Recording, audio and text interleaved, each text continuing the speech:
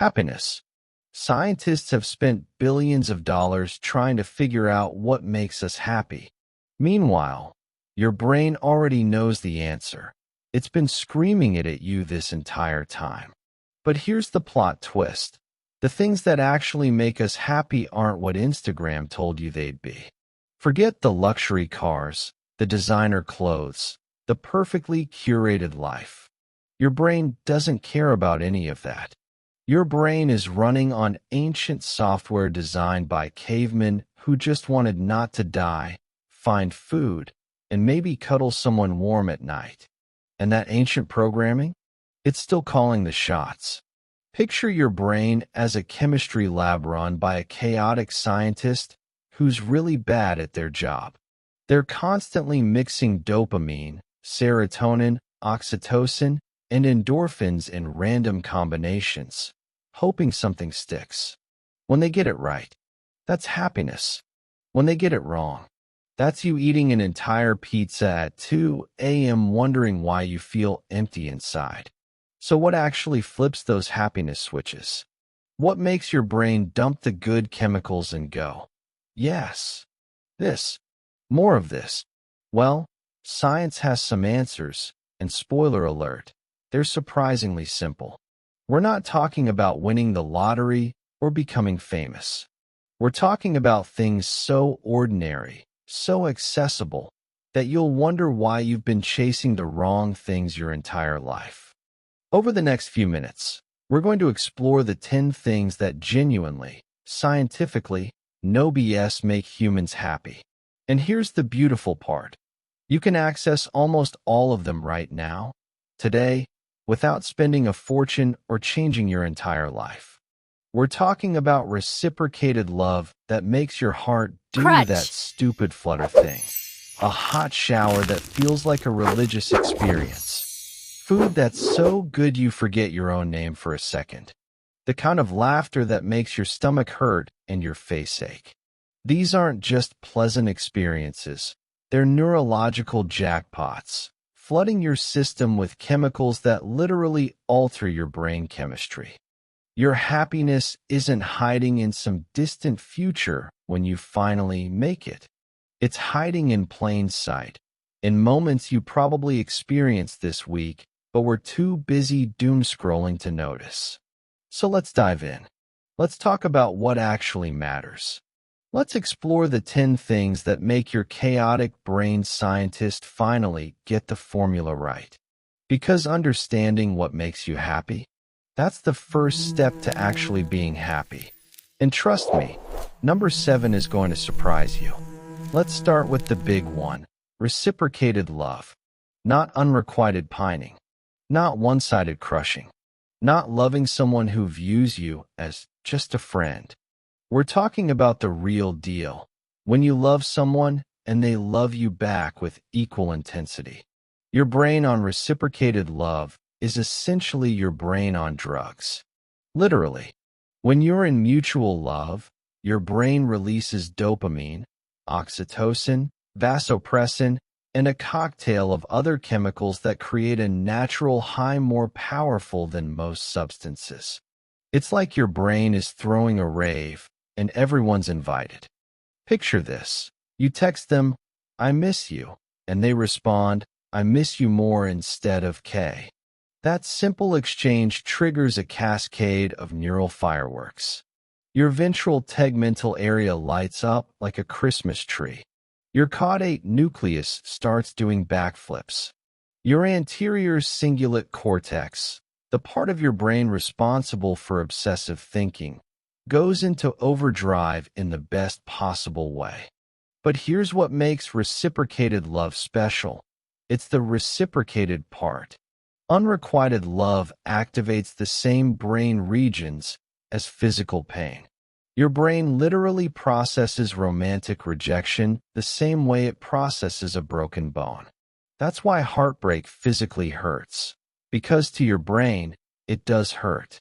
But reciprocated love? That's the antidote.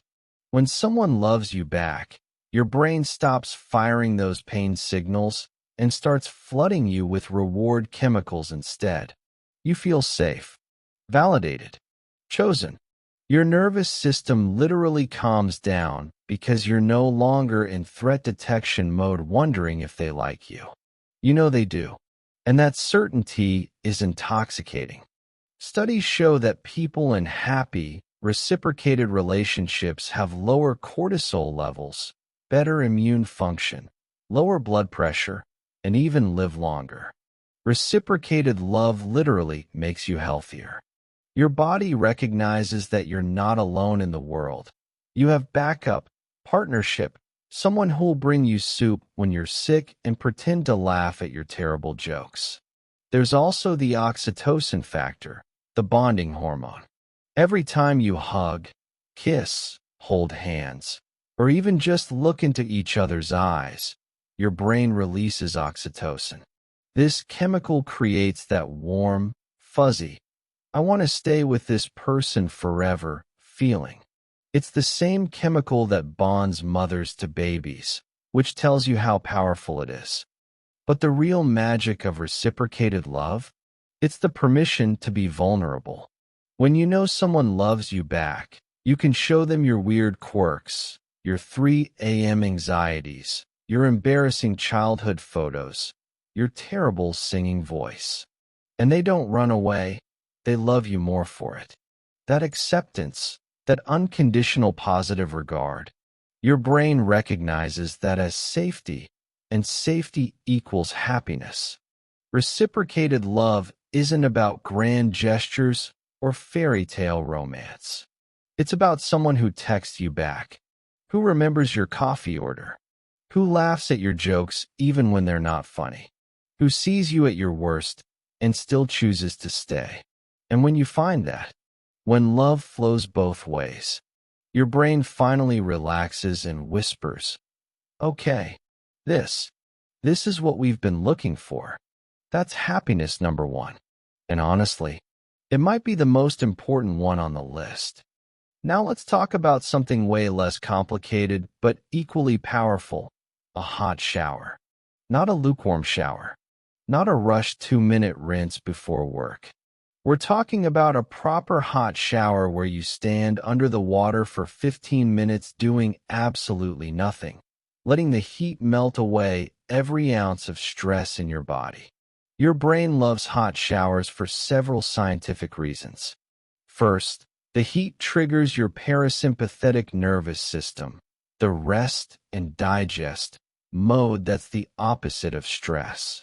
Your body temperature rises, your muscles relax, your blood vessels dilate, and your brain interprets all of this as, we're safe. We can relax now. There's also the sensory deprivation aspect.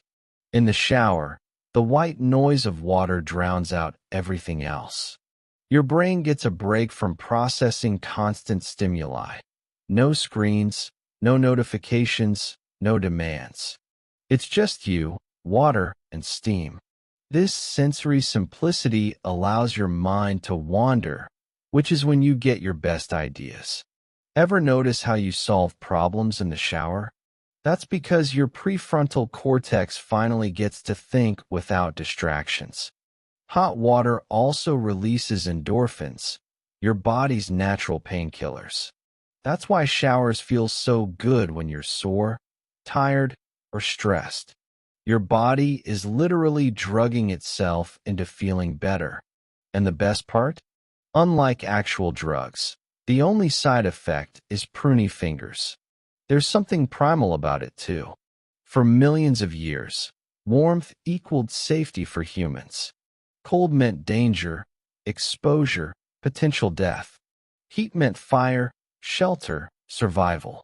Your ancient brain still carries that programming, which is why a hot shower feels like being wrapped in a warm hug by the universe itself. And let's be honest, showers are the last socially acceptable place to just stand and do nothing. You can't check your phone. You can't work.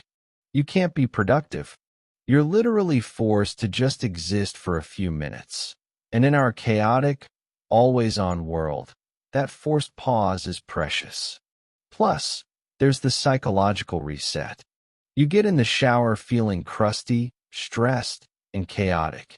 You come out feeling clean, refreshed, and ready to face the world, or at least ready to face your couch and some snacks.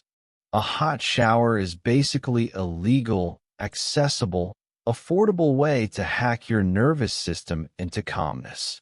It's a time machine that transports you from everything is terrible to okay, I can handle this in about 10 minutes. That's happiness number 2.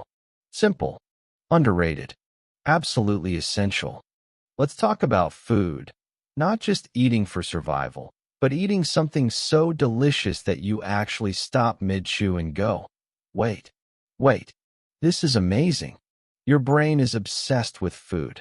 It has to be. For most of human history, finding food was the most important thing you could do. Not finding food meant death. So evolution designed your brain to release massive amounts of dopamine whenever you eat something tasty. That's why delicious food feels so good. Your brain is rewarding you for staying alive. When you bite into something genuinely delicious, a perfectly cooked steak, a rich chocolate dessert, your grandma's secret recipe pasta, your brain lights up in the same reward centers activated by addictive drugs. The ventral striatum, orbitofrontal cortex, and insula all start firing, creating a pleasure response so strong it can actually override other thoughts. The beautiful thing about food-based happiness? It's democratic. You don't need to eat at fancy restaurants. Some of the happiest food moments happen with simple things.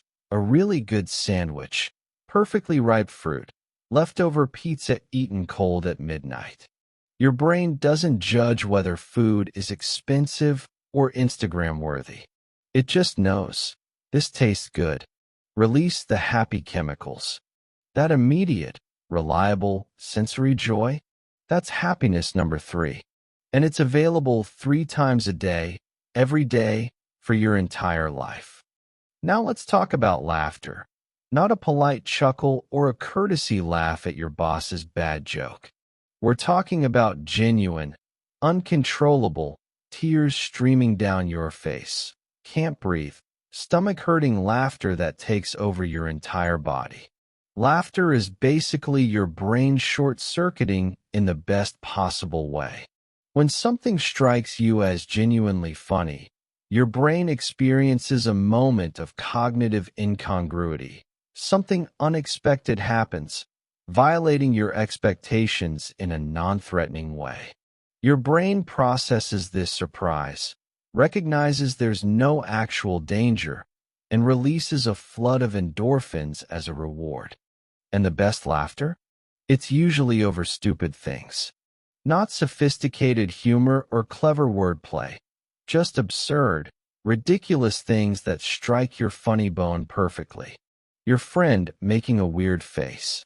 Someone falling but not getting hurt. A perfectly timed fart joke. Your brain doesn't care about sophistication. It cares about unexpected joy.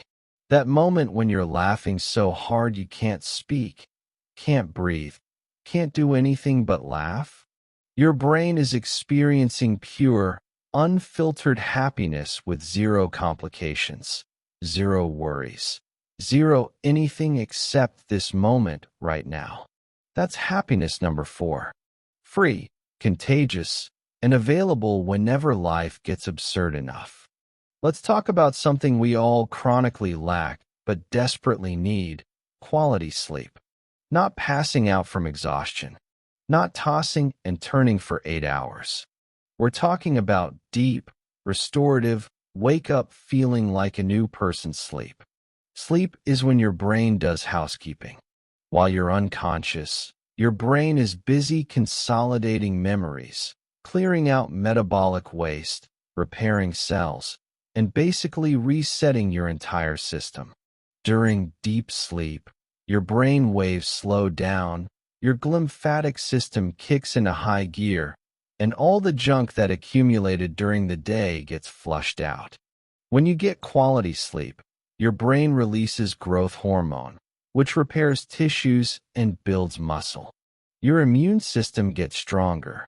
Your stress hormone cortisol drops to healthy levels. Your mood-regulating neurotransmitters reset to baseline.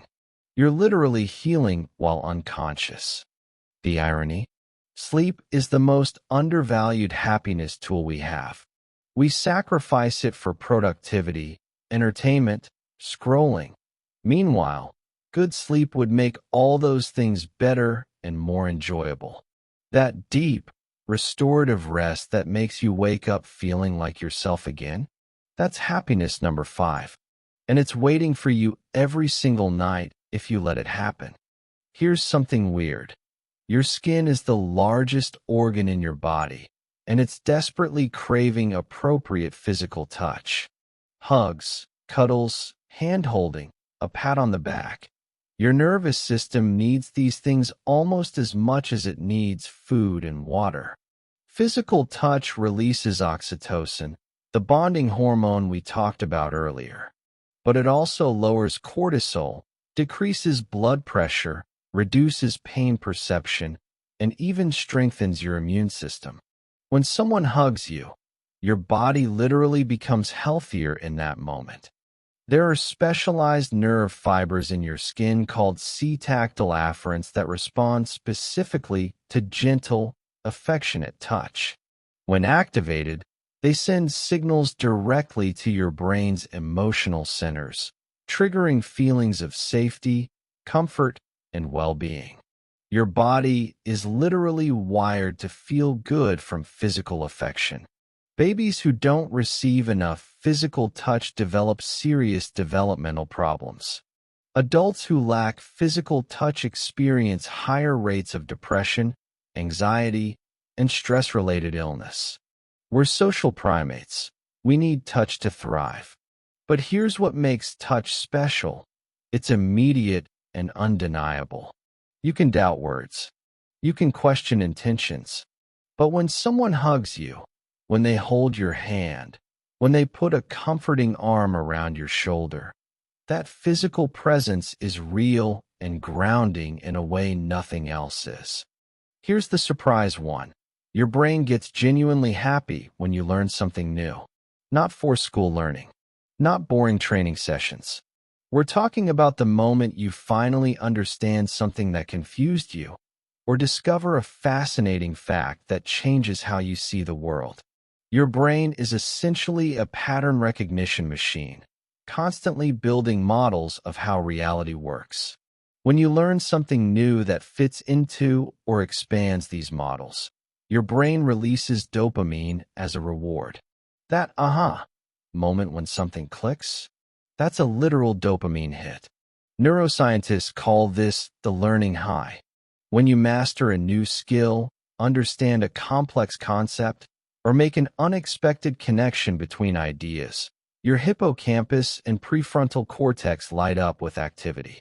Your brain is physically changing, forming new neural pathways, and it feels good. This is why hobbies make people so happy. Learning guitar, studying a new language, picking up painting, diving into history. These activities trigger constant small dopamine rewards as you improve and understand more. Your brain interprets growth as success, and success feels good. Your ancestors spent millions of years living outside. Your body and brain evolved in nature, forests, plains, rivers, mountains. Then suddenly, in the blink of evolutionary time, we moved indoors into artificial light, recycled air, and concrete boxes. And your brain? It hasn't adapted yet. It's still looking for trees. Studies consistently show that spending time in nature reduces stress, anxiety, and depression while increasing happiness and life satisfaction. 20 minutes in nature lowers cortisol levels. Walking in a forest decreases activity in the prefrontal cortex, the part of your brain that overthinks everything, giving you a mental break from rumination. There's even a Japanese practice called forest bathing, Shinrin-yoku, that's been scientifically proven to boost immune function, improve mood, and increase feelings of well-being. You literally just walk slowly through a forest, taking in the sights, sounds, and smells. That's it. And it works. Here's a paradox. One of the most selfish things you can do for your own happiness is helping other people. Your brain is wired to feel good when you make others feel good. Scientists call it the helper's high, and it's very real. When you help someone, volunteering, donating, offering support, doing a favor, your brain releases dopamine, oxytocin, and endorphins. The same chemicals released during eating, sex, and other pleasurable activities. Altruism literally gets you high. Studies using brain scans show that giving to others activates the same reward centers as receiving rewards yourself, sometimes even more strongly. Your brain doesn't distinguish between "I got something good" and "I gave something good." Both register as rewards. There's an evolutionary reason for this. Humans survived because we cooperated. Tribes that helped each other thrived. Selfish individuals didn't last long without the group's support. So evolution wired our brains to feel good about helping others. It promoted survival. But it goes deeper. Helping others gives you purpose and meaning. When you make a positive impact on someone's life, you matter. Your existence has value. This combats the existential dread and meaninglessness that plague modern life. And finally, number 10, having something to look forward to. Not necessarily something huge. Just knowing that something good is coming creates genuine happiness right now, in this moment. Your brain experiences pleasure not just from good things happening, but from anticipating good things. Dopamine, the feel-good chemical, is actually more about anticipation than achievement. That's why planning a vacation is often more enjoyable than the vacation itself. The anticipation creates sustained happiness over weeks or months. Having something to look forward to gives your life structure and hope. It's a reason to keep going through boring or difficult days. I just need to get through this week, and then I have that concert/dinner/trip/visit. This works on all scales. Looking forward to your coffee tomorrow morning. Planning to watch a new episode of your favorite show tonight. A weekend trip in 2 weeks. A major vacation in 6 months. All of these create anticipatory happiness. Research shows that people who have things to look forward to report higher life satisfaction, lower stress, and better mental health. Hope is protective against depression and anxiety. When you have something good in your future, the present becomes more bearable. So there you have it, 10 things that actually make you happy, backed by science, powered by evolution, and available to almost everyone. Reciprocated love, hot showers, delicious food, genuine laughter, quality sleep, physical touch, learning something new, nature and fresh air, helping others, having something to look forward to. Notice anything about this list? None of them require being rich. None require being successful by society's standards. None require achieving some distant goal or becoming a different person. They're simple, accessible, and available right now. Your happiness isn't locked behind some achievement you haven't reached yet. It's not waiting for you after you lose weight, make more money, get promoted, or become Instagram famous. It's here, right now. In ordinary moments you're probably taking for granted. The happiness industry wants you to believe you need to buy things, achieve things, become things to be happy. But your brain doesn't work that way. Your brain is still running on caveman software that just wants connection with others, physical comfort, sensory pleasure, safety, purpose, and hope. That's it. That's the formula. Happiness isn't something you achieve or acquire. It's something you notice, appreciate, and cultivate in moments that are already happening. So here's your assignment. Pick one thing from this list. Just one. And really experience it today. Take that shower and be present for it. Hug someone you love and actually feel it. Eat something delicious slowly, savoring every bite. Laugh with a friend without checking your phone. Your brain is already wired for happiness. You just need to plug into the right outlets. And honestly, that's the best news you'll hear all day. Now, if you'll excuse me, I have a hot shower waiting for me, and I'm going to enjoy every single second of it. The end.